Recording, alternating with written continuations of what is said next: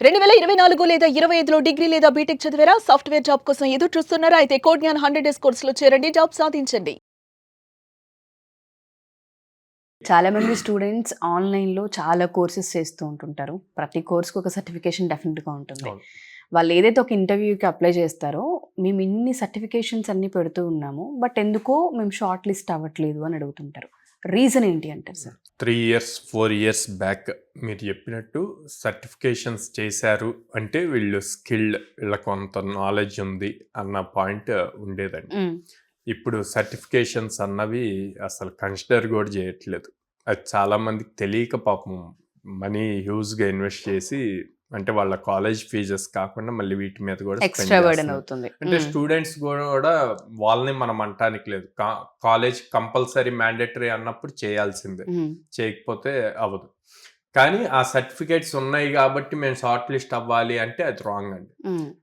Certifications మీరు ఎలా రాస్తున్నారు? అంత థియరిటికల్, మల్టిపుల్ చాయిస్ వీటి రిలేటెడే ఉంటుంది.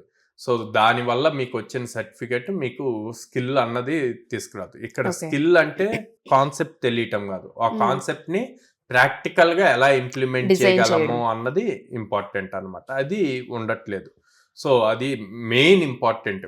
సో ఎప్పుడు కూడా సర్టిఫికేట్స్ ఎంత ఎక్కువ ఉంటే జాబ్ ఆపర్చునిటీస్ అంత పెరుగుతాయి అన్నది మాత్రం పెట్టుకోవద్దు.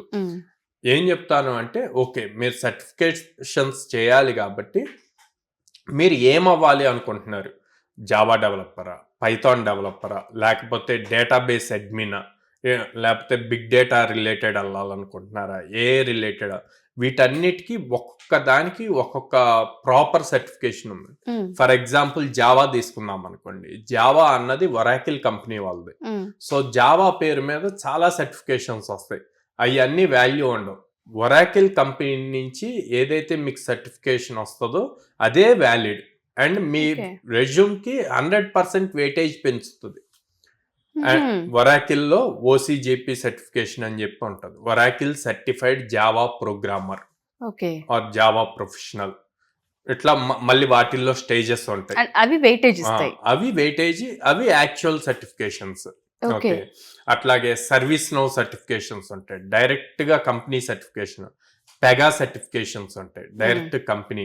సో ఇలాంటివి చూసి చేసుకుంటే గనక వాళ్ళకి రెజ్యూమ్ కి వెయిటేజ్ వస్తుంది. అలా కాకుండా ఆన్లైన్ లో ఉన్న ప్రతిదీ చేస్తే యూజ్ ఉండదండి. And instead of focusing on certifications, focus on skill building. So ఎలా స్కిల్ బిల్డ్ చేసుకోవాలి, నేర్చుకున్న దాన్ని ఎలా ఇంప్లిమెంట్ చేయాలి అన్నది ఇంపార్టెంట్. మీరు సర్టిఫికేషన్స్ రెజ్యూమ్లో మెన్షన్ చేసే కన్నా కూడా, నేను ఫ్రీలాన్సర్గా ఇలా వర్క్ చేశాను, సో ఈ ప్రాజెక్ట్కి నేను ఈ అప్లికేషన్ బిల్డ్ చేయగలిగాను, లేకపోతే అందులో ఒక చిన్న మాడ్యూల్ బిల్డ్ చేశాను అని గనక మీరు పెట్టుకుంటే అది వెయిటేజ్ వస్తుంది ఇన్స్టెడ్ ఆఫ్ సర్టిఫికేషన్స్. సో మనకి చాలా ప్లాట్ఫామ్స్ ఉన్నాయి. ఫ్రీలాన్సర్ ప్లాట్ఫామ్ ఉంది, అప్వర్క్ అని చెప్పి ఉంది, freelancer.in ఉంది. సో ఈవెన్ లింక్డ్ఇన్ లో వస్తాయి ఆపర్చునిటీస్. సో వీటిల్లో మీరు డైరెక్ట్గా ఫ్రీలాన్సర్ జాబ్స్కి అప్లై చేసి మీకున్న స్కిల్ సెట్ మెన్షన్ చేస్తే దాని రిలేటెడ్ జాబ్ కనిపిస్తూ ఉంటాయి, టాస్క్స్. ఆ టాస్క్స్ తీసుకొని ఫినిష్ చేస్తే గనక మీకు స్టైఫెండ్ రావచ్చు, లేదా మీకు సర్టిఫికేట్, ఇన్స్టెడ్ ఆఫ్ సర్టిఫికేట్ ఆ యూజర్ మీకు అప్రిషియేషన్ ఇస్తాడు. అది డైరెక్ట్గా లైవ్లో ఉంటుంది కాబట్టి దాన్ని మీరు మెన్షన్ చేసుకోవచ్చు. ఆర్ చాలామంది, సార్ మాకు ఇంకా ఆ లెవెల్ వెళ్ళలేదు కాంపిటీషన్. మీరు ఏ స్కిల్ నేర్చుకున్నా మీ చుట్టుపక్కల, ఫర్ సపోజ్ మీకు వెబ్సైట్ బిల్డింగ్ వచ్చు, okay, HTML, CSS, JavaScript use చేసి వెబ్సైట్ బిల్డ్ చేయగలుగుతారు. మీ ఇంటి దగ్గరలో ఏదో ఒక ఫ్యాన్సీ స్టోర్ ఉంటుంది, సో వాళ్ళకి ఆ స్టోర్ పేరు మీద ఒక వెబ్సైట్ బిల్డ్ చేసి ఇవ్వండి. మీకు రియల్ స్కిల్ కదా అది, అది తీసుకొచ్చి మీరు రెజ్యూమ్ లో కనిపిస్తున్న ఒక ప్రాక్టికల్ ఎగ్జాంపుల్ అండ్ ప్రాజెక్ట్ లా తీసుకోవచ్చు. ప్రాజెక్ట్ లా వాళ్ళు హ్యాపీగా యాక్సెప్ట్ చేస్తారు. ఓకే, సో అలాగా మీరు రియల్ టైం వాటికి బిల్డ్ చేస్తూ ఉంటే గనక మీకు ఆపర్చునిటీస్ కూడా పెరుగుతాయి. అతను ఇంప్రెస్ అవ్వచ్చు, ఆ షాప్ అతను, అరే భలే చేసావు నానా అని చెప్పి తన సర్కిల్లోనో లేకపోతే తన ఫ్యామిలీలోనో ఎవరో హెచ్ఆరో లేకపోతే ఏదైనా కంపెనీలో వర్క్ చేసే వాళ్ళు ఉంటే ఇమ్మీడియట్గా తనని కనెక్ట్ చేస్తాడు. ఆ నెట్వర్కింగ్ వల్ల మీకు ఆపర్చునిటీ రావచ్చు. సో ఎక్కడా కూడా స్కిల్ నేర్చుకొని అట్లా కామ్ గా కూర్చోవద్దు. ఆ Hmm. స్కిల్ ని ఎలా నెట్వర్క్ ఇంప్లిమెంట్ చేసుకోవాలన్నది చేయాలి దానిపైన కూడా ఫోకస్ చేయాలి. ఎగ్జాక్ట్లీ. ఎస్పెషల్లీ ఈ 2026 అవును. బయటకు ఎవరైతే రాబోతున్నారో ఆ స్టూడెంట్స్ అందరికీ ప్రజెంట్ ఈ సినారియోలో అయితే ఇవే అవసరం. ఇది మ్యాండేటరీ అని చెప్పొచ్చు సార్.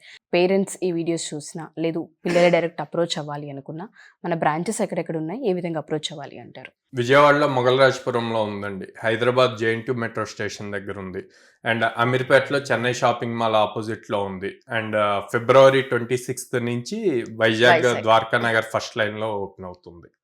ఓకే. సో అప్రోచ్ అవ్వాలంటే స్క్రీన్ మీద కనిపిస్తున్న నెంబర్స్ కి కాల్ చేయొచ్చు. డెఫినెట్గా